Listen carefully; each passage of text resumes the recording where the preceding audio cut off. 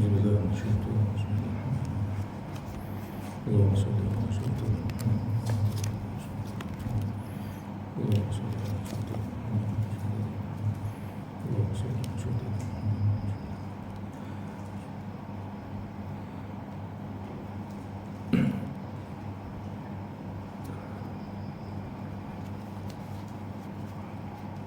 السلام عليكم ورحمة الله تعالى وبركاته. الحمد لله رب العالمين وبه نستعين، والصلاة والسلام على خير الأنام سيدنا محمد صلى الله عليه وسلم وعلى آله والقرابة والصحابة والتابعين لهم بإحسان إلى يوم الدين. وقال رب اشرح لي صدري ويسر لي أمري واحلل عقدة من لساني يفقه قولي. سبحانك لا علم لنا إلا ما علمتنا إنك أنت العليم الحكيم.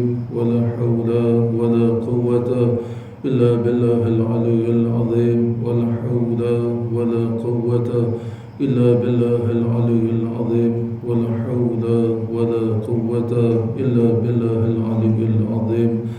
بسم الله ما شاء الله لا يسوق الخير إلا الله. بسم الله ما شاء الله لا يصرف سوء إلا الله. بسم الله ما شاء الله ما كان من نعمة فمن الله.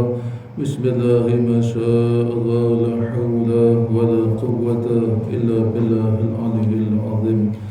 أما بعد. Alhamdulillah, syukur kita kepada Allah Subhanahu wa ta'ala atas nikmat sebesar-besar nikmat, yaitu nikmat iman dan Islam. Kita bersyukur kepada Allah Subhanahu wa ta'ala atas nikmat baki umur. Kita bersyukur juga kepada Allah Subhanahu wa ta'ala atas nikmat lapang masa yang Allah kurniakan kepada kita, dapat kita semua hadir ke rumah Allah ini untuk solat fardu maghrib secara berjemaah. InsyaAllah kita akan solat fardu isya secara berjemaah. Jadi kesempatan yang ada ni kita isi dengan ilmu fardu ain, ilmu yang wajib dituntut oleh setiap orang Islam yang mukallaf, lelaki dan perempuan. Wajib dituntut sebelum daripada meninggal dunia akan ilmu fardu ain, daripada ilmu fiqahnya, kemudian ilmu tasawuf dan ilmu tauhid. Selagi mana mereka tidak belajar ilmu fardu ain ini, atau mereka yang cuai daripada belajar akan ketiga-tiga ilmu fardu ain ini, maka segala kehidupannya daripada celik mata sehingga tutup mata di malam hari, tidur di malam hari, ditulis oleh malaikat kiraman katibin sebagai dosa sepanjang kehidupan berlalu di waktu siang sehingga waktu malam. Jadi mereka yang duduk dalam belajar, walaupun ada waktu-waktu yang terluang, walaupun 24 jam kita tidak belajar, tapi ada jadual-jadual kita belajar ilmu fardu ain ini, maka kita dikira belajar.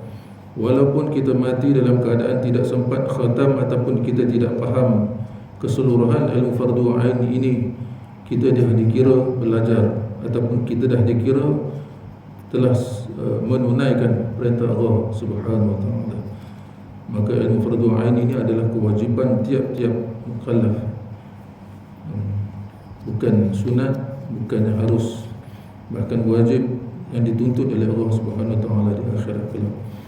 Jadi alhamdulillah, dalam ramai-ramai orang Allah pilih kita untuk duduk belajar salah satu daripada ilmu fardu ain, iaitu ilmu tasawuf ataupun asas kepada ilmu tasawuf.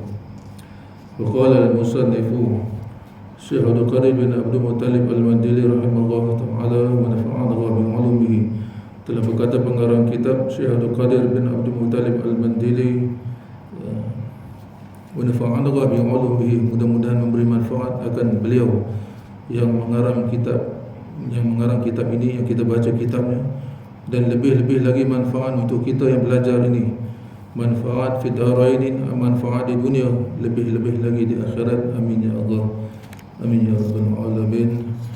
Kita sampai pada bab yang keempat, bab pada menyatakan dengki ataupun dalam bahasa Arabnya hasad. Dalam bahasa lain kita sebut dua-dua sekali, hasad, dengki. Teruk sangat tu. Maksudnya dalam bahasa Arab kita sebut hasad, dalam bahasa Melayu dengki. Jadi kita dah belajar 3 penyakit batin sebelum ni, bermula daripada banyak makan. Penyakit banyak makan sehingga disebabkan penyakit banyak makan ni akan menyebabkan kuatnya nafsu yang jahat. Maka penting untuk kita kurangkan makan, sedikitkan makan. Antara cara untuk kita sedikitkan makan ni, sama ada melalui satu hari sahaja makan yang berat-berat, ataupun dengan berpuasa Isnin ataupun Khamis, ataupun bergantung pada kemampuan kita. Yang penting usaha untuk kita mensedikitkan makanan. Allah tak menilai kepada kejayaan kita, bahkan Allah menilai pada usaha dan niat kita, keazaman kita. Jadi penyakit pertama tu penyakit banyak makan tu. Kalau kita nak menjalani jalan, nak sampai kepada Allah, hati kita jernih, nak sampai kepada Allah, nak bersihkan hati, maka perkara yang pertama tak dapat tidak, kewajipan kita untuk mensedikitkan makanan. Yang keduanya, kita kena kurangkan berkata-kata. Dan orang yang nak menjalani jalan akhirat, nak sampai kepada Allah, nak balik kepada Allah ni, kita bukan duduk selama-lamanya di dunia ni. Kita ada tempoh-tempoh ni. Dan seperti mana kita bersungguh-sungguh di dunia ni dengan tinggal segala amal ibadat, dan kita buat pun lebih kurang aja amal ibadat, kita lebihkan dunia. Sedangkan di dunia ni kita bertempoh. Seperti mana kata Nabi SAW, umur umat aku ni baina sitti wa sab'in. Umur umat aku ni adalah di antara 60 ke 70. Dan umur Nabi SAW pun 63 tahun. Jadi ada juga yang lebih daripada 70 tahun tu dikira subsidi dah, anugerah daripada Allah. Bahkan sedikit sekali orang yang sampai kepada umur 100 tahun, amat sedikit. Kadang-kadang kita baru dengar sekali seorang ni umur 100 lebih, sikit sekali. Kebanyakan manusia akan habis umurnya, tempohnya kebanyakannya sama ada 60 lebih, ataupun 70 lebih, 80 lebih, 90 lebih. Itu kebiasaan. Jadi pejam celik sekejap, tuan-tuan, masanya. Seperti mana kata Imam Ghazali rahimahullah ta'ala, benda yang paling hampir kepada kita ialah mati. Benda yang paling pendek sekali ialah umur. Umur yang ada pada kita bukan panjang, tuan-tuan. Makin bertambah umur, bukan kita patut bangga dengan umur yang kita bertambah, kita sambut dengan ucapan hari jadi, selamat hari jadi, happy birthday dan sebagainya ucapan. Bukan itu yang kita nak. Yang penting di sini, makin bertambah umur bermakna umur tu makin pendek, tuan. Makin hampir kita untuk kita kembali kepada Allah Subhanahu Wa Taala. Apakah bekalan untuk yang nak kita bawa? Berapa banyak bekal kita? Ibadah-ibadah kita, solat kita dah sempurna ke belum? Dan ilmu fardu ain kita dah habis belajar ke belum, dah faham ke belum? Dan banyak juga perintah Allah yang kita tinggalkan, dah kita qada ke belum? Jadi kurangkan makan, kurangkan bercakap benda-benda yang tak ada faedah. Kalau nak bercakap banyak boleh, tapi bab kebaikan, nasihat orang ataupun bab ilmu, cakap banyak tak ada masalah. Tapi bab keduniaan ataupun yang tak ada faedah, lebih baik tak bercakap, lebih baik. Yang ketiga, penyakit marah. Hasil daripada makan, kalau kita tak jaga makan kita sentiasa makan, kuat makan, maka akan kuat mulut kita, lidah kita bercakap, akan kuat sifat marah kita. Marah tak tentu pasal. Marah ni wajib bagi benda yang maksiat. Bukan maksudnya marah tu tak dibenarkan sama sekali. Marah tu dibenarkan pada benda-benda yang menyalahi syarat maksiat, wajib kita marah. Tapi benda-benda selain daripada tu tak wajib kita marah. Bahkan memaafkan itu lebih baik. Jadi apatah lagi marah yang jenis tak tentu pasal ataupun panabaran, lagilah perlu kita buang. Jadi kita sampai kepada penyakit yang keempat, iaitu penyakit hasad ataupun penyakit dengki. Bab yang keempat pada menyatakan dengki, bermula dengki itu ataupun hasad itu, ta'rif ataupun makna dengki itu, iaitu mencita-cita ataupun mengharapkan kita nak sangat-sangat akan hilang nikmat daripada orang lain. Kita nak sangat-sangat orang yang kita tak suka, yang kita benci, yang kita musuh dengan dia tu, kita nak nikmat yang ada pada orang itu hilang. Itu dengki. Tapi Nabi kata ada benda yang perlu, yang harus kita dengki. Contohnya orang tu berilmu, orang alim. Kita boleh dengki dengan dia. Dengki macam mana? Dengki, kita tengok orang tu alim, berilmu, kita pun nak jadi juga seperti dia, dibenarkan. Ataupun orang tu kaya, dengan harta kekayaan dia, dia infak. Dengan harta benda yang ada pada dia, dia ringan tangan infak sana, sedekah sini, kan? Jariah sana, jariah sini, wakaf sana, wakaf sini. Kita pun nak juga seperti mana dia. Aku pun nak jugalah kaya macam dia. Kalau aku ada harta, aku nak buat macam mana dia. Boleh kita dengki macam tu. Tapi dengki dalam keadaan nak hilang nikmat orang tu, itu haram. Hakikatnya bukan kita dengki kepada dia. Hakikatnya kita dengki kepada Allah. Sebab yang memberi nikmat tu bukan dia, yang memberi nikmat tu Allah. Jadi hakikatnya kita bukan dengki kepada si fulan tu, bahkan kita dengki dan kita benci kepada Allah. Itu yang bahaya. Jadi takrif mimpi itu mencita-cita ataupun mengharapkan nak sangat-sangat akan hilang nikmat daripada orang lain. Sama ada nikmat dunia ataupun nikmat agama. Yang kita boleh, cara kita berdengki pada orang yang ada nikmat dunia, contoh harta. Dia ada harta, dia infak pada jalan Allah. Jadi kita pun nak supaya kita pun ada harta macam dia dan kita boleh buat seperti mana dia juga. Itu boleh. Tapi kita nak supaya dia ada harta, kita dengki dengan dia. Kita nak supaya dia, kita fitnah dia, kita aibkan dia agar nikmat yang ada pada dia tu, ataupun orang benci pada dia, ataupun orang akan harta yang ada pada si bulan tu hilang. Ataupun nikmat agama, sama ada orang tu alim, berilmu, dan orang tu kuat ibadat, kita pun nak jadi seperti mana dia, boleh. Tapi kalau kita nak hilang, kita fitnah dia sebab kita benci dia, dan sebab dia ahli ibadat, sebab dia alim, jadi kita benci, kita fitnah dia, kita aibkan dia, itu haram. Maksudnya kita nak nikmat yang ada pada dia tu hilang, itu haram. Atau mencita-cita akan turun bala atasnya. Kita nak orang yang kita benci, kita tak suka, turun bala, jadi musibah dia, dengan fitnah kita, dengan cerita yang kita reka yang tak betul, yang menyebabkan orang benci kepada orang tu, ataupun orang buat sekian-sekian pada orang kita tak suka tu, kita suka. Dan iaitu haram lagi berdosa besar, bahkan adalah ia satu penyakit yang besar daripada segala penyakit hati. Penyakit hasad dengki ni, atau penyakit dengki ni, penyakit yang paling besar sekali. Walaupun semua penyakit besar di sisi Allah, semua penyakit batin ni, bila sebut penyakit batin ni, semuanya menghapuskan pahala, tidak ada besar, melainkan semua besar itu. Maksudnya penyakit yang mudarat dia besar ni, antara penyakit yang paling mudarat, yang paling besar ialah dengki. Sabda Rasulullah sallallahu alaihi wasallam, hadis tu ada penambahan sikit. Hadis riwayat Imam Abu Daud ni ada tambahan, wa iyyakum fa innal hasada, dia ditulis al hasadu, ada tambahan di sebelum dia tu, iyyakum fa innal hasada, wajib atas kamu jauhkan diri kamu, iyyakum fa innal hasada, sesungguhnya hasad itu ataupun dengki itu, ya'kulul hasanati, makan akan kebaikan, makan akan pahala kebaikan kita, kama ta'kulun naru al-hataba, seperti mana api memakan kayu api itu. Jadi dengan dengki, penyakit dengki yang ada pada kita itu menyebabkan segala amal kita yang kita buat, walau sebanyak mana sekalipun, setinggi mana sekalipun, sehebat mana sekalipun, amal ibadah kita dipadamkan, dihilangkan oleh Allah. Macam tu, seperti mana api memakan kayu. Sebab tu ulama kata penyakit ni, antara penyakit dengki atau penyakit yang paling bahaya.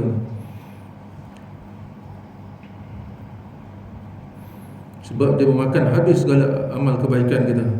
Penat je kita buat amal ibadat, tapi disebabkan sifat dengki yang kita duk ikut sangat, kita tak bersihkan dia, kita tak hilangkan dia dalam diri kita, menyebabkan amal ibadah kita dipadamkan pahalanya. Ibadah sah tapi pahala tak ada. Kalau ibadah saja sah tapi pahala tak ada, ditolak oleh Allah. Kita dikira tidak buat ibadat. Dalam catatan amal kita dikira tidak buat amal ibadat. Auzubillah min zalik. Jadi takutlah kamu, wajib kamu jauhi penyakit hasad ini ataupun dengki ini, wajib kamu jauhi. Kerana penyakit hasad itu memakan segala amal kebaikan, pahala kamu itu seperti mana api memakan kayu. Dikehendaki dengan memakan di sini membinasakan atau membinasakan pahala, menghilangkan pahala. Dan sabda Nabi sallallahu alaihi wasallam lagi, la tahasadu wala taqatu wala tabaghadu wala tadabaru wa kunu ibadallahi ikhwanan. Nabi pesan kepada kita, Nabi sallallahu alaihi wasallam pesan kepada kita 4 perkara.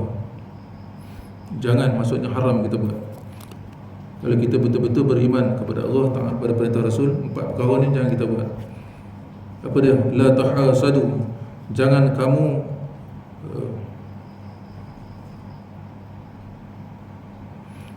wala tahasadu, janganlah kamu hasad ataupun dengki dengan orang. Wala taqatu, janganlah kamu putus silaturahim. Taqatu, kamu putuskan hubungan silaturahim. Wala tabaghadu, janganlah kamu bersifat dengan sifat marah tak tentu pasal, marah yang sifat panah baran. Kalau orang beriman tak ada sifat marah, marah pada bertempat, dia bukan marah tak tentu pasal. Sifat panah baran tu bukan sifat orang beriman. Ada iman, kemungkinan ada iman tapi kurang iman. Orang yang sempurna imannya sifat marah tak ada, melainkan marah daripada benda-benda yang hak, benda-benda yang menyalahi syarak, maksiat, dia marah. Tapi selain daripada maksiat, dia tak marah, dia memaafkan. Satu lagi, wala tadabaru, jangan kamu belakangkan. Bila kita jumpa seorang kawan kita ataupun saudara sesama Islam kita, jangan kita palingkan muka atau palingkan badan kita. Hukum ni haram. Maksudnya kalau kita palingkan muka, palingkan badan kita, maksudnya kita tak suka dia ataupun kita benci dia, kita ada masalah. Sifat orang beriman yang memaafkan. Kalau kita betul-betul beriman, walau macam mana kita tak suka sifat seseorang tu sekalipun, jangan kita palingkan muka, jangan kita palingkan belakang kita, jangan kita tunjuk muka-muka tak suka. Lawan nafsu kita untuk maafkan dia. Kata dia tu lebih baik daripada kita, kita ni kurang amal, dia lebih banyak amal daripada kita. Sentuh kita, ajar hati kita. Lawan, sebab perintah Allah ni wajib kita taat. Dalam Quran Allah sebut dalam surah Luqman, Allah sebut dalam ayat 18 surah Luqman, Allah kata wala tusa'il khaddaka linnas, janganlah kamu palingkan badan kamu ataupun muka kamu daripada manusia. Wala tamshi fil ardi maraha, dan janganlah kamu berjalan di atas muka bumi dengan berlagak sombong. Orang yang ada sifat sombong saja yang buat perangai-perangai palingkan muka, tunjuk muka-muka tak suka tu, palingkan badan, Allah tak suka. Innallaha la yuhibbul, sesungguhnya Allah tak amat tak suka kulla mukhtalin fakhur, seorang yang takabur, bersifat sombong, lagi berlagak sombong, Allah tak suka. Jadi Nabi sebut sini benda yang wajib kita tinggalkan. Wala tahasadu, jangan kamu hasad dengki dengan orang. Wala taqatu, jangan kamu putuskan silaturahim dengan siapa-siapa sekalipun. Wala tabaghadu, jangan kamu bersifat dengan sifat marah tak tentu pasal. Wala tadabaru, dan jangan kamu palingkan muka kamu, badan kamu, termasuk juga muka, memek muka kamu tu, jangan tunjuk tak suka kepada sesama Islam kita, apatah lagi kawan-kawan kita yang kita kenal. Wa kunu ibadallahi ikhwanan, jadilah kamu dengan seluruh orang-orang Islam ni adalah saudara, semua saudara kita lah. Selagi mana dia tidak murtad, terang-terang murtad, selagi itu dia saudara kita. Walau macam mana jahat sekalipun, pada pandangan kita, kita kata dia jahat, kita tak suka sifat-sifat dia, walau macam mana pun dia tetap saudara kita. Jadi bila saudara, wajib kita berlaku baik. Artinya jangan dengki setengah kamu akan setengah, dan jangan memutuskan rahim setengah kamu akan setengah, dan jangan kamu marah setengah kamu akan setengah, dan jangan membelakangkan setengah kamu akan setengah pada ketika berjumpa, dan hendaklah kamu bersaudara Dan wajiblah kamu menjadi saudara, hai sekalian hamba Allah Ta'ala. Hadis riwayat Imam Bukhari dan Muslim. Dan bersabda Nabi SAW lagi, dabba ilaikum da'ul umami qablakum al-hasadu wal-baghdha. Sabda Nabi SAW, dabba ilaikum, telah melata, telah merebak ataupun telah berjangkit kepada kamu da'ul umam qablakum akan penyakit-penyakit umat-umat terdahulu. Anda kata kita tak ubat penyakit ni, kita dah mewarisi ataupun menjangkiti penyakit-penyakit umat-umat terdahulu. Apa dia penyakit? Al-hasadu, iaitu penyakit hasad. Nak supaya apa nikmat yang ada pada orang lain tu kita nak hilangkan, sebabkan kita tak suka, benci kepada dia. Wal-baghdha, dan juga pemarah, sifat panas baran. Dua penyakit ni, penyakit hasad dengki dan penyakit pemarah ni, panas baran ni. Maksudnya kalau ada pada diri kita, maksud kita dah berjangkit, mewarisi penyakit-penyakit orang-orang terdahulu, sama ada orang Nasrani ke, orang Yahudi ke. Jadi kalau kita tak mau ada penyakit umat terdahulu ni, kena cari penawar untuk hilangkan. Artinya berjalan ataupun melata kepada kamu penyakit segala umat yang dahulu daripada kamu, iaitu dengki dan sangat benci, sifat pemarah. Dikendaki dengan berjalan di sini ialah melarat dan berjangkit dan merebak, berjangkit. Dan bermula sebab bagi dengki itu, sebab musabab bagi dengki itu. Yang pertama, ada kalanya takbur, dengan sifat takbur, sombong yang ada pada diri itu menyebabkan kita ada dengki itu. Dan ada kalanya berseteru, ada kalanya kita bermusuh dengan orang, ada orang yang kita tak suka, maka timbul penyakit hasad. Dan ada kalanya keji nafsu, diri kita tu bersifat jahat. Kita duduk dalam tingkatan nafsu jahat, sama ada nafsu amarah, nafsu lawamah. Kerana kikir ia dengan nikmat Allah, kedekut je. Padahal nikmat Allah tu maha luas. Jadi kita nak supaya nikmat yang ada pada si fulan tu hilang, padahal hak Allah Ta'ala untuk bagi pada siapa yang dia nak kendaki, nak bagi nikmat, itu hak Allah. Apa hak kita untuk nak halang nikmat Allah tu? Lagipun pada hakikatnya nikmat Allah ini Allah yang bagi, bukan kita yang menghasilkan sendiri. Bukan dengan kehebatan kita, bukan dengan kepandaian kita menghasilkan nikmat tu. Hakikat tu Allah yang bagi. Jadi pada hakikatnya kita bukan dengki kepada seseorang tu, bahkan kita dengki kepada Allah yang memberi nikmat. Dan tiada haram oleh ghibtah. Ghibtah boleh. Apa tu ghibtah? Dan iaitu bahawa engkau mencita-cita akan nikmat seperti nikmat orang lain, dengan ketiadaan nikmat itu hilang daripadanya. Ghibtah ni kita boleh dengki dengan orang, macam mana saya sebut sebelum ni. Kita tengok orang tu ada harta, dermawan dengan harta benda yang dia ada, dia infak sana, dia sedekah sini, dan kita pun nak jadi seperti mana dia, nak jadi kaya macam dia, kita pun nak buat seperti mana dia. Itu boleh, itu dipanggil ghibtah. Dengan syarat kita tak nak nikmat yang ada pada dia tu hilang. Dengki seumpama macam ni tak apa. Dengki yang tak menghilangkan nikmat pada orang, maksudnya kita tak dengki dengan nikmat yang ada pada dia tu. Kita dengki dengan nikmat yang ada dia tu dengan cara baik. Maksudnya seperti mana dia ada harta sedekah, kita pun nak ada harta seperti mana dia, nak sedekah juga, nak infak. Sama juga orang, kita tengok orang tu ada ilmu, dengan ilmu yang dia ada tu, dia beramal dengan ilmu, kita pun seronok tengok dia. Jadi kita pun nak jadi seperti mana dia berilmu, nak beribadat seperti mana si fulan tu juga. Maka tu dia panggil ghibtah. Dan harus bahawa engkau kasih hilang nikmat daripada mereka yang meminta tolong ia atas mengerjakan maksiat dengan nikmat itu. Harus, kalau kita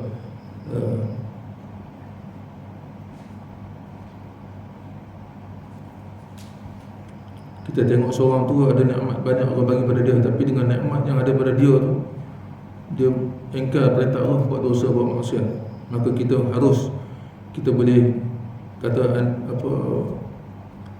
kita boleh mencita-cita supaya hilang nikmat yang ada pada dia tu.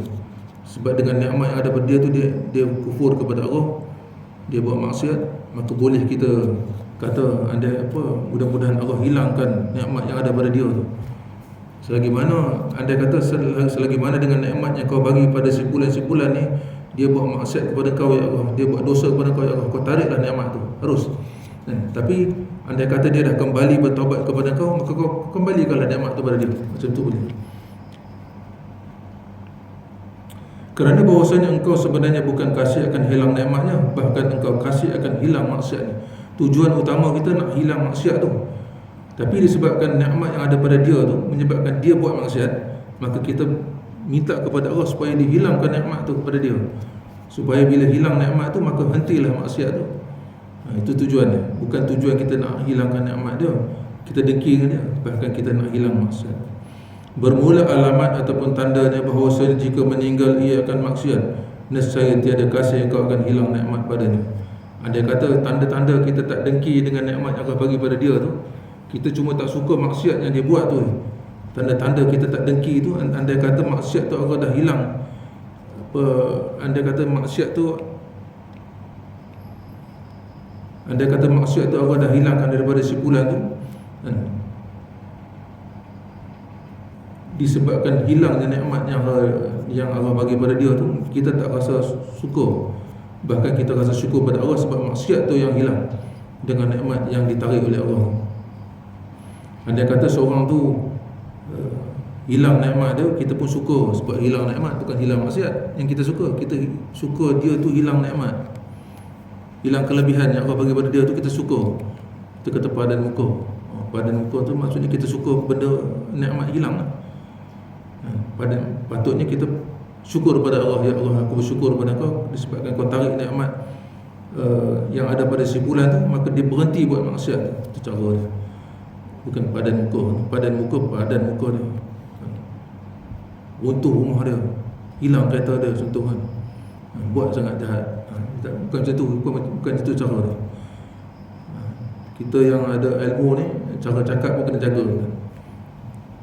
Andai kata simpulan tu kita tengok dia memang ahli maksiat, banyak nikmat Allah bagi dia, tak semayang, tak apa, buat jahat, tapi ada jasa duit tak pernah putus, hidup mewah.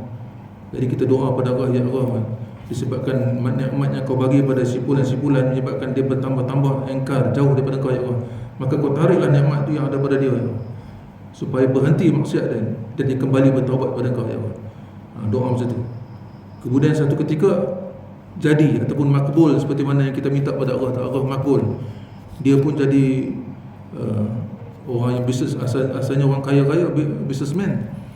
Kemudian diisytihar bankrupt contoh, dan habis hilang harta bendanya. Kita pun kata, ya Allah, aku bersyukur pada kau ya Allah.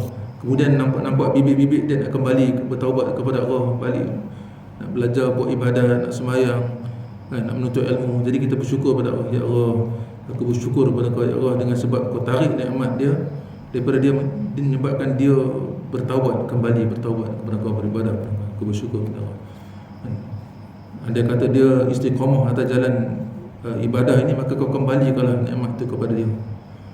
Mudah-mudahan dengan nikmat yang dikembalikan buat kali kedua ni, mudah-mudahan dia terus taat atas perintah. Itu cara dia. Dan diketahui olehmu bahawasanya penyakit hati atau penyakit kalbu ini seperti dengki, tiada ada ubatnya, tak ada ubat, melainkan ada ubat cara dia, melainkan dengan dicampur ilmu dengan amal.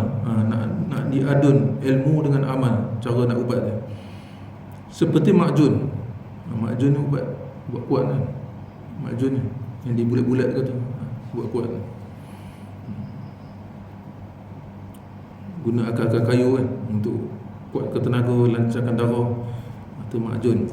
Jadi makjun untuk hilangkan nak hilangkan penyakit batin pun makan makjun juga, tapi bukan makan makjun yang bulat tu, yang campur akar kayu tu.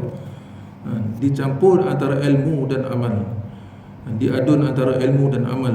Maka adapun ilmu, cara ilmu, maka bahawasanya mengetahui ia akan bahawasanya dengki itu memberi mudarat. Kita dengan ilmu kita tanam dalam diri kita bahawa kita kata dalam diri kita bahawa dengki itu memberi mudarat akan dirinya sendiri. Kita dengki ke orang pun tak guna, tuan. Pahala kita, kebaikan kita akan pergi kepada orang yang kita dengki. Tak ada faedah. Jadi orang tu free je dapat pahala kita, amal ibadah kita. Sedangkan kita pahala apa pun semua tak ada. Dibatalkan, dipadamkan, ditulis pula dalam buku catatan amal simpulan yang kita dengki tu. Dia dapat pahala free betul ya. Dan kita dapat dosa. Tiada memberi mudarat ia akan mereka yang dengki ia akan dia. Orang yang kita dengki tu tak ada apa-apa, bahkan dapat pahala free. Bahkan memberi manfaat ia akan dia, dapat manfaat pula orang yang kita dengki tu. Jadi bila dengan ilmu yang kita ada tu tak ada manfaat, aku dengki pada orang, pahala aku, kebaikan aku semua pergi pada dia, tak ada manfaat. Pahala aku pun batal. Dia pula yang aku dengki dapat manfaat, dapat pahala. Tak ada faedah. Adapun bahawasanya dengki itu memberi mudarat akan orang yang dengki. Adapun bahawasanya dengki itu memberi mudarat akan orang yang dengki. Kita yang dengki itu yang dapat mudaratnya, hilang pahala dan dapat dosa. Maka kerana membatalkan ia akan pahala kebajikannya, pahala kebaikannya semua dibatalkan oleh Allah. Seperti yang disebut pada hadis yang pertama yang kita baca tu, al-hasadu iyyakum wal hasadu, dan al-hasadu ta'kulu hasanatan kama ta'kulu an-naru ala hatabah. Wajib kamu jauhi daripada sifat hasad tu, kerana hasad itu memakan segala pahala kebajikan kamu, pahala amal ibadah kamu, seperti mana api memakan kayu.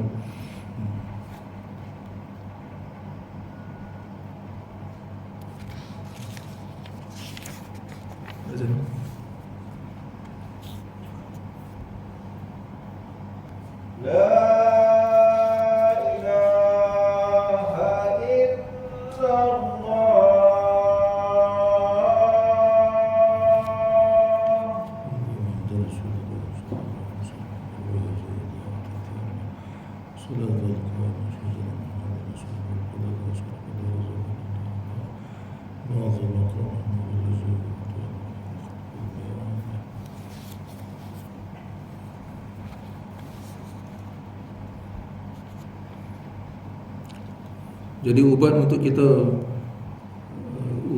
ataupun untuk kita ubati penyakit hasad ni, penyakit dengki ni, tak ada lain melainkan dengan cara campuran antara ilmu dan amal.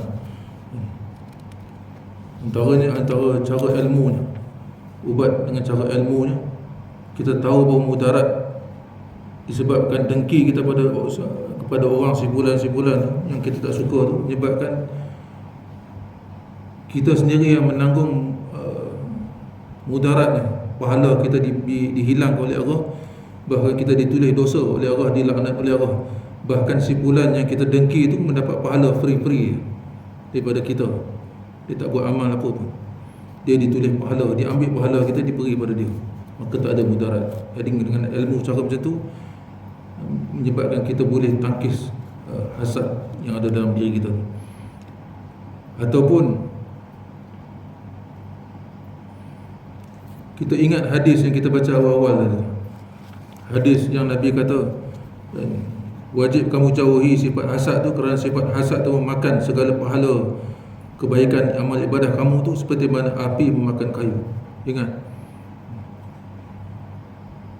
Ataupun tambahan lagi, menyebabkan orang dengki itu akan murka Allah Ta'ala akan orang dengki itu. Menyebabkan kita yang berdengki kepada simpulan, menyebabkan kita diburkai, dilaknat oleh Allah. Kerana murka ia akan qada Allah pada hakikatnya. Pada hakikatnya kita marah dengan qada, ketetapan Allah. Bukan kita marah dengan simpulan tu, bahkan kita marah dengan ketetapan Allah. Sebab Allah takdirkan pada simpulan-simpulan tu dapat nikmat sekian, kebaikan, kelebihan sekian. Kita pula pergi hasad, tak suka, benci pada orang tu, nak supaya nikmat yang ada pada simpulan tu dihilangkan. Pada hakikatnya kita sebenarnya, pada hakikatnya kita marah, kita tak suka pada ketetapan Allah.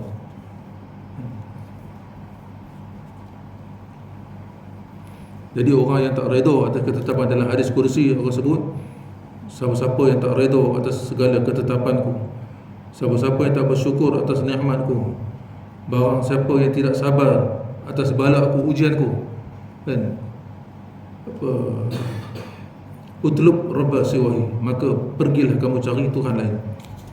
Siapa yang tak redha atas ketetapan Allah, apa yang Allah tetapkan pada kita ke, pada orang lain ke, kita tak redha, kita tak suka, kita benci, ataupun kita tak syukur atas nikmat yang Allah bagi pada kita ataupun pada orang lain, kita tak bersyukur kepada Allah, berterima kasih kepada Allah. Dan sama ada Allah bagi pada kita, anak isteri kita ataupun orang-orang yang kita sayang bagi nikmat, kita tak bersyukur. Tanda kita tak bersyukur tu, kita tak buat ibadat, tak taat perintah Allah. Tanda bersyukur tu, kita taat apa yang Allah perintah, kita buat. Apa yang Allah larang, kita tinggal. Apa yang Nabi perintah, kita buat. Apa yang Nabi larang, kita tinggal. Itu tanda bersyukur pada Allah. Buat seperti mana Allah perintah, tinggal seperti mana yang Allah larang, Allah dan Rasul larang tu, ikut kemampuan kita. Apa yang wajib yang Allah perintah kepada kita, buat semampu mungkin. Dengan ilmu yang Allah wajib kita belajar semampu mungkin. Kita amal pun dengan semampu mungkin. Allah Maha mengetahui, kita maha lemah. Kita bukan hamba yang kuat, kita hamba serba lemah. Jadi Allah Maha mengetahui. Yang penting kita taat perintah Allah. Apa yang Allah perintah, kita buat. Laksana tu sempurna tak sempurna, kita serah kepada Allah. Betul. Jadi siapa yang tak redha atas segala ketetapan Allah bagi pada dia ataupun orang lain, kita tak redha, kita tak syukur. Kita tak bersyukur atas nikmat yang Allah bagi pada kita daripada orang lain, kita tak syukur. Dan kita tak sabar atas ujian Allah pada kita. Balak yang Allah bagi pada kita, ujian. Sedangkan ujian yang Allah bagi pada kita tu untuk naikkan darjat kita di sisi Allah. Tanda kasih sayang Allah pada kita, Allah uji kita. Tanda Allah benci pada kita, Allah tak uji kita. Walaupun tanda Allah benci ni maksudnya sakit sikit pun tak, pening kepala pun tak, itu tanda Allah benci pada kita. Kita sihat sentiasa. Sihat sentiasa tu bukan tanda rahmat Allah, tuan. Itu tanda Allah benci pada kita.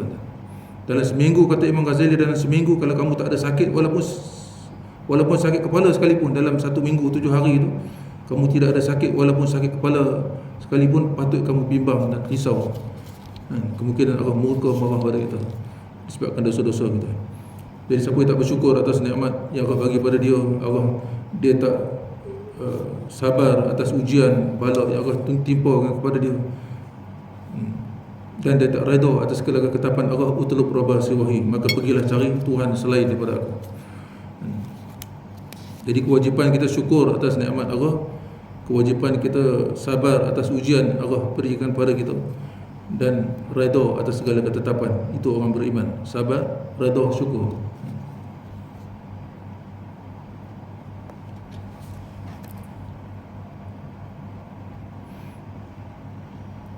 Dan kikir ia dengan nikmat Allah Ta'ala. Dia rasa kedekut dengan nikmat, padahal nikmat Allah tu luas, dia pula kedekut. Allah, hak Allah untuk bagi kepada siapa nikmat yang dia nak bagi, hak Allah untuk tarik nikmat daripada siapa yang dia kehendaki. Jadi kalau Allah bagi pada simpulan-simpulan tu nikmat, tak wajib apa masalah kita nak dengki dengan nikmat yang Allah bagi pada dia. Patut kita bersyukur, dia layak untuk dapat nikmat tu. Walaupun kita tak ada nikmat tu, nikmat yang ada pada kita tu, walaupun tak sama macam dia, itu lebih baik berbanding orang tu. Apa yang Allah takdir kepada seseorang tu kan nikmat ataupun anugerah, itu layak untuk dia, tak layak untuk kita, tak sesuai untuk kita. Apa yang Allah bagi pada kita, pada pandangan mata kita mungkin sikit, tapi di sisi Allah amat besar. Jadi kalau kita pandang dari sudut Allah kurniakan pada kita tu atas anugerah dan nikmat daripada Allah untuk kita, dan atas dasar taat kita, atas dasar buat ibadat kita, kita nampak Allah tu maha memberi nikmat, Allah tu maha kasih sayang dan sebagainya. Kebaikan yang kita nampakkan dalam mata hati kita, maka akan jadi baiklah nikmat tu. Kalau kita pandang buruk, jadi buruklah. Inni zanni 'abdi bihli, sesungguhnya aku di sisi sangkaan hamba-Ku. Kalau kita sangka buruk dengan Allah, maka buruklah jadi. Allah akan takdirkan buruk pada kita sebab kita sangka buruk, padahal asalnya Allah bagi kebaikan. Tapi disebab kita sangka buruk, maka buruklah kejadian kita ataupun yang nikmat yang ada pada kita. Maka sangka baik itu lebih baik. Maka bahawasanya orang yang dengki itu sentiasa ia di dalam duka cita yang berpanjangan. Kita yang duk dengki dengan orang lain tu hidup tak tenang, kan. Hati kita tak tenang sebab ada saja kita tak suka dengan orang, hati kita jadi sempit. kalau kita maafkan orang, kalau kita pandang dengan pandangan nikmat, pandangan sentiasa maafkan orang, sentiasa pandang orang dengan pandangan kebaikan, hati kita tenang. Kalau kita tengok orang tu dengan masalah, tak suka tu, tak suka ni, hati kita pun jadi sempit, hidup pun tak tenang. Kerana bahawasanya seterunya ataupun musuhnya itu tiada sunyi daripada nikmat. Orang yang kita tak suka tu, dan sentiasa Allah bagi nikmat pada dia, kita duduk dalam keadaan sempit dada, tak suka, hati tak tenang. Dan adapun bahawasanya dengki itu memberi manfaat, ia akan seterunya. Dengan ilmu yang kita ada, kita nampak bahawa dengki kita tu tak bawa manfaat, tak membawa faedah apa-apa, bahkan memberi manfaat akan orang yang kita dengki tu. Dia dapat pahala free-free. Sedangkan amal ibadah yang kita buat penat-penat, pahalanya tu dibagi pada dia. Dan tiada memberi mudarat dia akan dia. Orang yang kita dengki tu tak ada mudarat apa-apa. Maka bahawasanya, kerana bahawasanya nikmatnya tiada hilang ia dengan dengki itu, bahkan digandakan akan kebajikannya, kerana dipindahkan pahala kebajikannya orang dengki itu kepadanya. Free-free dia dapat pahala ibadat tanpa dia buat, tanpa penat lelah. Kita yang penat lelah buat amal ibadat sebab kita layan sifat dengki kita tu.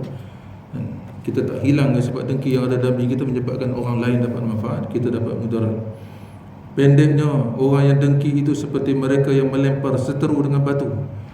Orang yang dengki ni seumpama kita baling batu pada seorang, maka tiada kena seterunya. Orang yang kita baling batu tak kena buat penat baling, dan kembali batu itu kepada matanya, kena pula patah balik kat matanya, maka membutakan ia akan dia, tak ada faedah.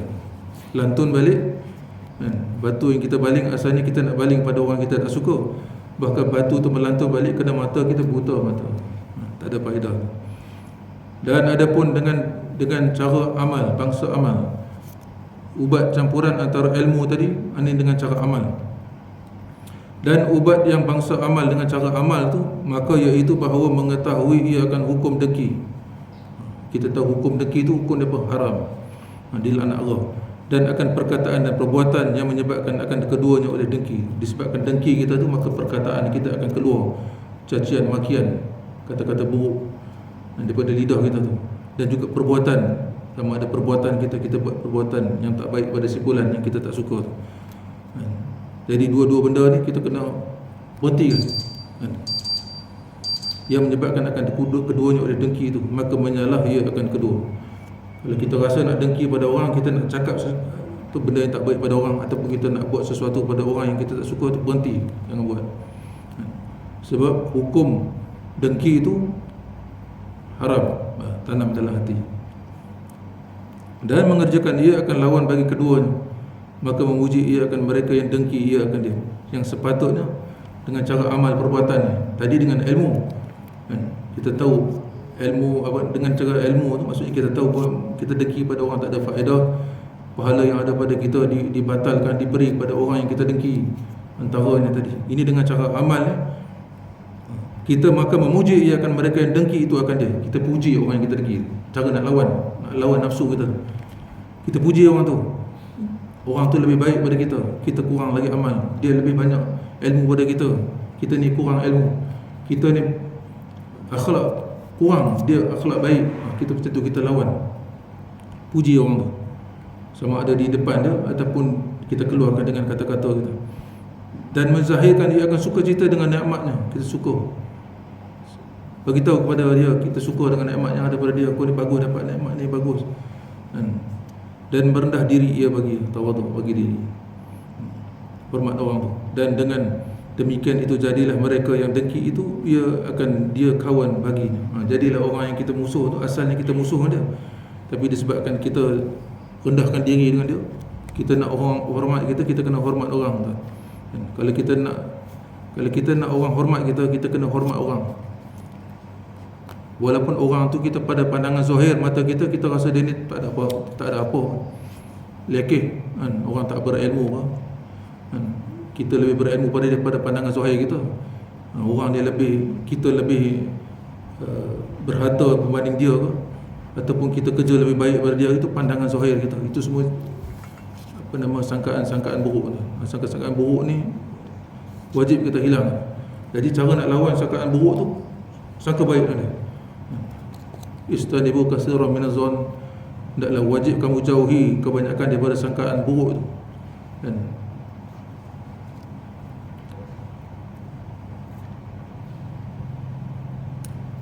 Jadi pertama puji orang tu yang kita dengki tu, nak lawan nafsu kita tu. Dan dengan demikian itu jadilah mereka yang dengki itu akan dia kawan baginda. Lama-lama jadi kawan lah. Asalnya kita tundukkan nafsu kita, lawan nafsu kita, daripada benci kepada suka, puji dia. Lama-lama kita akan jadi kawan baik dengan dia. Hilanglah musuh tu, sangka buruk tu pun hilang, bahkan kita jadi kawan dia. Dan hilang daripadanya oleh dengki itu, dan lepas ia daripada dosa dan seksa. Hilanglah dengki daripada ada yang dalam diri kita hilang, maka tak adalah dosa, tak adalah seksa Allah di akhirat esok. Telah berfirman Allah Subhanahu wa taala,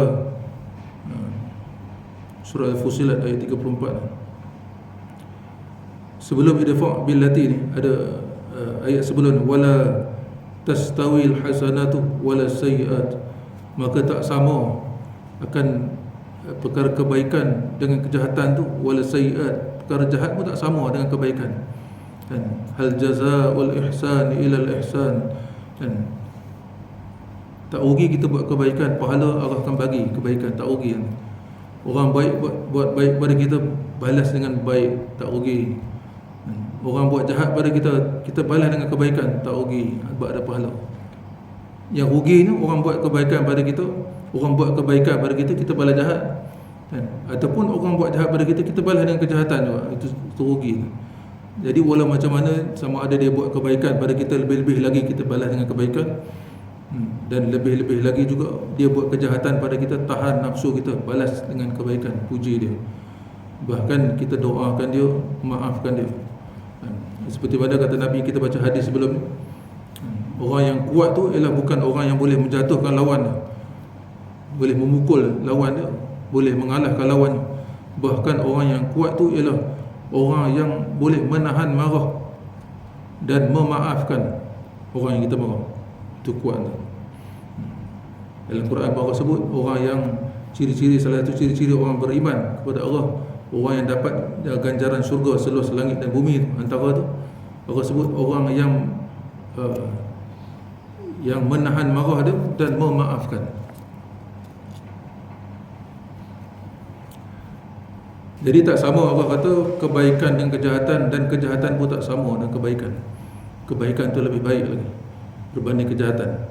Idfa' billati ya ahsan, tolaklah kejahatan orang pada kita, orang buat zalim pada kita, orang buat naya pada kita, orang buat lebih kurang pada kita, tolaklah dengan ahsan, dengan kebaikan.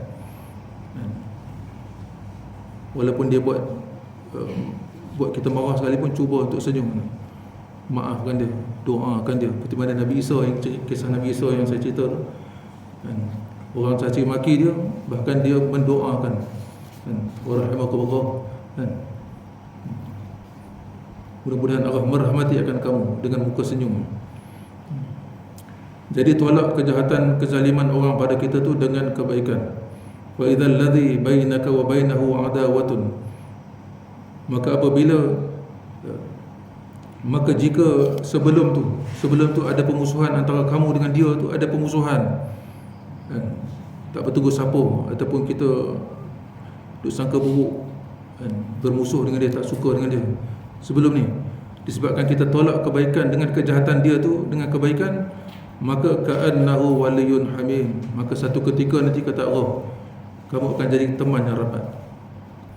Andai kata kamu buat apa yang aku perintah ni, tolak kejahatan orang, kezaliman orang pada kita, orang buat buruk pada kita dengan kebaikan, walaupun kamu musuh macam mana sekalipun, satu hari nanti kamu akan jadi kawan baik dengan dia.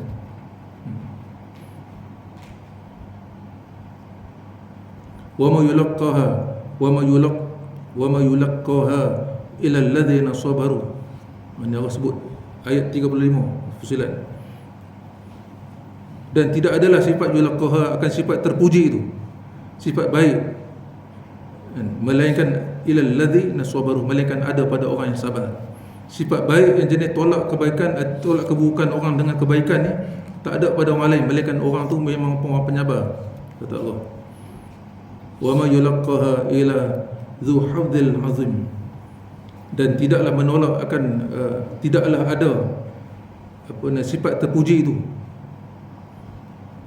Illa dhu hafdhin azim, melainkan orang yang bersifat penyabar tu, melainkan orang tu pasti Allah bagi Allah sediakan pada dia ganjaran pahala yang amat besar. Jadi kita nak masuk dalam kategori orang penyabar ni. Orang yang sentiasa buat kebaikan walaupun macam mana sekalipun, melainkan pada maksiat lah. Orang buat maksiat wajib kita marah, wajib kita cegah. Selain daripada maksiat, sifat marah tu buang jauh-jauh, simpan dulu. Yang kita patut zuhirkan seperti mana Nabi kata para sahabat, sifat pemaaf tu lebih laju daripada sifat marah. Sentiasa memaafkan. Jadi hanya orang yang bersifat penyabar saja yang Allah bagi ganjaran besar saja, yang ada sifat tolak kejahatan dengan kebaikan.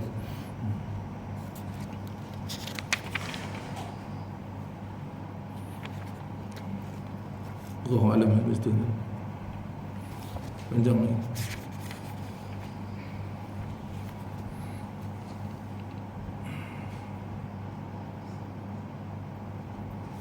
Tanya.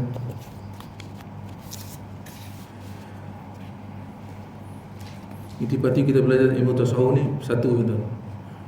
Pandang orang lebih baik daripada kita. Itu cara nak bersihkan hati kita. Pandang orang lebih baik daripada kita. Orang lain lebih berilmu daripada kita. Orang lain lebih amal ibadah daripada kita.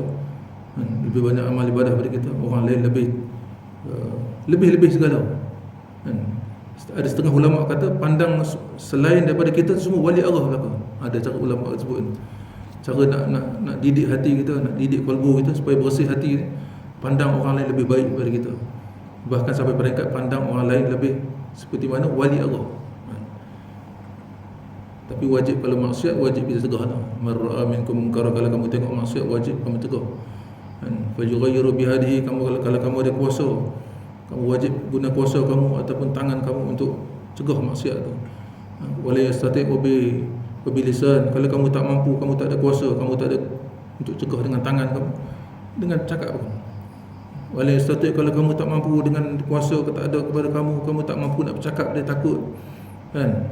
Wa bi qalbihi, cegahlah dengan orang beriman sekurang-kurangnya mesti ada cegah dengan hati, walaupun sekurang-kurang. Andai kata tak ada cegah dengan hati, tak dikira beriman. Orang beriman kalau tak ada cegah, maksudnya dalam hati pun tak ada benci, tak beriman. Sebab Allah sebut wali yastati wa bi qalbi, kalau dia tak mampu dengan kuasa, dia tak ada kuasa, dan lepas tu dengan bercakap pun dia tak mampu, tak berani, dan wa bi qalbihi, dengan kalbu kamu. Wa iza adhaful iman, maka mencegah dengan hati itu lemah iman. Mencegah dengan hati itu pun dah kira lemah iman. Anda kata tak ada, dalam hati pun tak benci maksiat, tak ada iman. Jadi intipati belajar ilmu tasawuf ni wajib kita bersihkan hati. Pandang orang lain lebih baik daripada kita. Dia nak tekan nafsu kita kan. Nafsu syaitan dengan nafsu nak pengaruhi kalbu kita supaya pandang orang dengan pandangan jahat. Orang berilmu dengan cara berilmunya. Orang yang berharta dengan cara hartanya. Orang yang ada kelebihan tertentu dengan cara-cara kelebihan macam tu. Syaitan dan nafsu cuba nak pengaruh kita. Jadi intipatinya, pernah ulama cerita satu kisah. Ada seorang lelaki ni, dia mengadu kepada ayah dia. Dia kata, wahai ayahku, aku pergi ke masjid, ke masjid untuk solat, untuk belajar ilmu, tapi aku nampak si fulan tu macam ni, nampak kubukan orang. Kita pergi ke masjid ni, kita pergi surau ni, kita nampak kawan kita si fulan tu macam ni. Kenapa dia macam tu? Kenapa dia ni macam ni? Dia cerita dekat ayah dia. Dia nampak, dia nak tengok kubukan. Kita nampak, tuan-tuan kalau perhati macam tu, orang nampak ada benda yang kita nak balik cerita kat rumah ni. Si A ni macam ni, kenapa dia macam ni? Si A ni jarang nampak dekat surau. Si macam-macam lah kita nak cerita.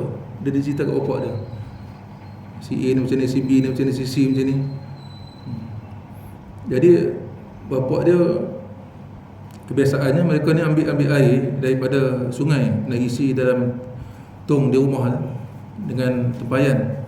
Jadi bapak dia ambil tempayan, bocorkan tempayan, bahagian bontot tempayan tu dipecahkan, bapak dia lubang kan.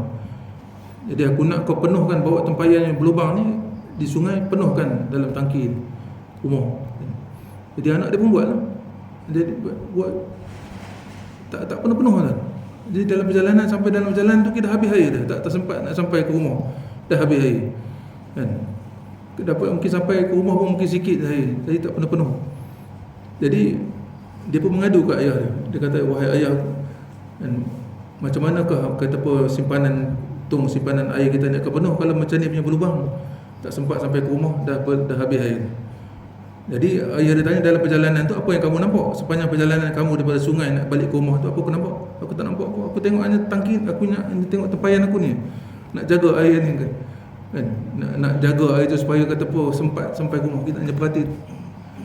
Begitulah Allah dia kata, kamu pergi ke masjid, kamu pergi ke tempat ibadat ni, begitulah pandangan kamu. Butakan pandangan kamu, hanya melihat kepada apa yang kita nak buat. Contoh tujuan kita datang kepada rumah Allah ni, surau ni, untuk sembahyang berjemaah, untuk menuntut ilmu. Jadi kita hanya pandang benda-benda kebaikan dan menjurus pada amal ibadat kita sahaja. Itu fokus. Benda-benda lain tak penting, jangan kamu fokus. Sama seperti mana kita duk perhati tempayan kita yang bocor, nak supaya air kata apa sampai kepada rumah kita, untuk kita tuang air tu dalam keadaan tempayan yang bocor tu, sudah pasti kata apa kita duk perhati benda tu, nak jaga supaya air tak habis daripada tempayan. Macam tu jugalah kita di tempat amal ibadah ni, di surau kita datang, fokus kita, niat kita pasang daripada rumah, datang untuk bersolat berjemaah kan, untuk membetulkan amal ibadah aku, untuk bersangka baik dengan kawan-kawan kita, menghubungkan silaturahim dan menambah pahala amal ibadah kita, untuk kita bawa bekal kembali kepada Allah. Itu fokus untuk belajar ilmu fardu ain. Apa yang Allah perintah untuk kita buat, dan apa yang Allah larang, kita tinggal. Itu fokus kita, bukan benda-benda lain, tak ada manfaat. Itu fokus. Itu tujuan ilmu tasawuf ni, tazkiyatun nafs, membersihkan jiwa kita daripada benda-benda yang tak ada faedah, daripada karat-karat penyakit jiwa. Selagi mana ada penyakit jiwa dalam hati kita, selagi itu amal ibadah kita tak dikira pahala. Walaupun sah dari segi ilmu fiqh ni sah, tapi dari segi pahala di sisi Allah, batin ni tidak ada pahala di sisi Allah. Yang ini paling kita takut tu. Itu penting. Bukan sekadar ramai orang nak bicara tentang ilmu fiqh ni kan, nak tunjuk bahawa dia alim ilmu tu, dia pandai hukum hakam tu, dia pandai ilmu khilaf kan, khilaf para ulama kan, pandai ilmu dengan istihad, ilmu Syafi'i tu. Lepas tu dia istihad ulama-ulama fiqh ni kan, nak tunjuk bahawa dia alim.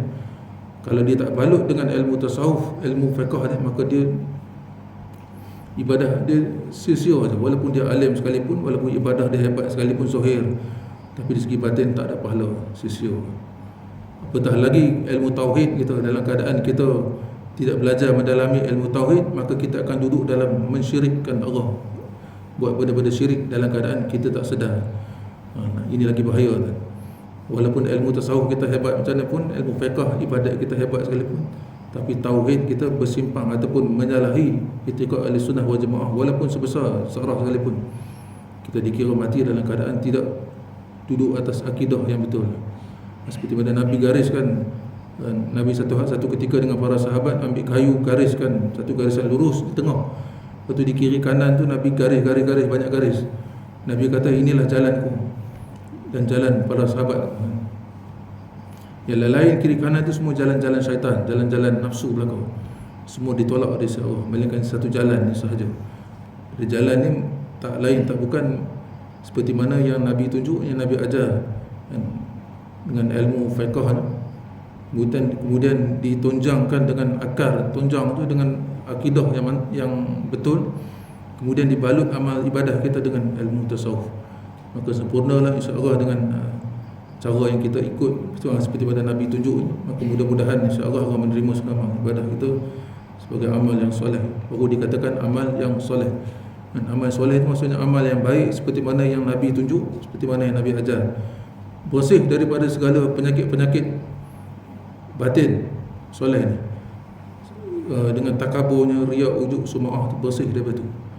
Faman kana yarju liqa'a rabbih, bahawa siapa yang harap bertemu dengan Tuhan, Hanya orang beriman saja yang masuk surga saja yang boleh melihat Allah. Jadi siapa yang nak masuk surga, nak melihat Allah, faman kana yarju liqa rabbih falyamal amalan solehan, maka wajiblah kamu beramal dengan amal soleh. Bila sebut amal soleh, maksudnya amal itu bersih daripada segala penyakit-penyakit, kotoran-kotoran, takabur, riya, ujub, sum'ah, penyakit-penyakit batin. Bersih daripada segala penyakit batin amal ibadah kita tu. Falyamal amalan solehan, maka wajiblah kamu beramal dengan amal yang soleh, amal yang baik. Dan wala yusyrik bi ibadati rabbih ahada, maka pastikan ibadah kamu tu di samping bersih daripada syirik yang batin, takabur, ujub, sum'ah, dan juga syirik yang zahir. Sama ada syirik yang zahir, syirik yang batin, syirik riya, ujub, sum'ah, takabur. Syirik yang zahir, sembah selain daripada Allah, taat ibadat kepada selain daripada Allah. Maka siapa yang ada syirik, sama ada zahir ataupun batin, maka diharamkan untuk melihat Allah. Maksudnya diharamkan masuk surga. Orang yang masuk surga sekalipun ada melihat Allah ni mengikut kadar makam. Kita masing-masing ada makam. Sebab tu surga pun ada 8 pintu. Masing-masing ada makam-makam tersendiri. Jadi kita melihat Allah mengikut makam kita masing-masing.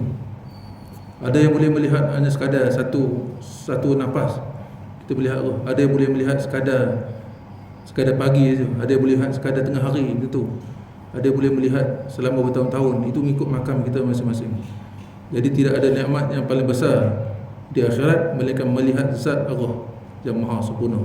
Walaupun di akhirat dalam syurga tu nikmat sebesar-besar nikmat lah, yang paling nikmat sekali. Tak ada nikmat yang paling nikmat melainkan nikmat dalam syurga. Tapi nikmat melihat zat Allah tu mengatasi nikmat-nikmat yang ada dalam syurga. Melihat zat Allah yang maha sempurna, kita boleh melihat Allah dengan 7 sifat makni, kudrat, iradah, ilmu, hayat, sama, basar, kalam. 7 sifat ni kita akan melihat di zat Allah yang laisa kamitslihi syai'un, yang tak ada umpama, yang tak boleh bayang dengan akal fikiran kita. Di hati kita yang terlintas tu semua tu bukan Allah. Kita boleh melihat dengan Allah dengan zat Allah yang laisa kamitslihi, tak ada umpama, tak ada contoh. Wallahu mudah-mudahan kita dimasukkan oleh Allah Subhanahu wa taala dalam golongan mereka yang beriman dan beramal soleh, dan dibersihkan hati dan diberi kepahaman ilmu agama, dan sama ada ilmu fiqh yang boleh beramal dengan amal yang soleh, dan ilmu tasawuf dapat kita bersihkan hati dengan ilmu tauhid yang duduk betul-betul di atas akidah Ahlussunnah wal Jamaah. Amin ya Allah ya rabbal alamin. Auzubillahi minasyaitonirrajim. Bismillahirrahmanirrahim. Alhamdulillahi rabbil alamin. Wassalatu wassalamu ala asyrafil anbiya'i wal mursalin wa ala alihi washabbihi ajma'in. Allahumma shalli ala sayyidina Muhammad wa ala sayyidina Muhammad. Allahumma ihfazna bil Islam qa'iman, ihfazna bil Islam qa'idan, ihfazna bil Islam rakidan, wa la tusmit bi aduwan min hasidan. Allahumma rzuqna fahman nabiy wa hifdzal mursalin wa ilhamil malaikatil muqarrabin wa afiyatihi bi rahmatika ya arhamar rahimin. اللهم فقهنا في الدين وعلمنا تأويل يا الله. اللهم فقهنا في الدين وعلمنا تأويل يا رحمن. اللهم فقهنا في الدين وعلمنا تأويل يا رحيم برحمتك يا أرحم الراحمين. اللهم ارزقنا متابعة النبي صلى الله عليه وسلم أولا والآخرا ظاهرا باطلا قولا وفعلا عملا صالحا برحمتك يا أرحم الراحمين. وصلى الله على سيدنا محمد وعلى آله وصحبه وسلم. الحمد لله رب العالمين. تقبل ربنا منكم إنه منكم تقبل الكريم. سبحان الله وبحمده سبحان الله وبحمدك أشهد أن لا إله إلا أنت أستغفرك وأتوب إليك. اللهم صل في خصوص إلى الذين آمنوا وعملوا الصالحات وتواصوا بالحق وتواصوا بالصبر.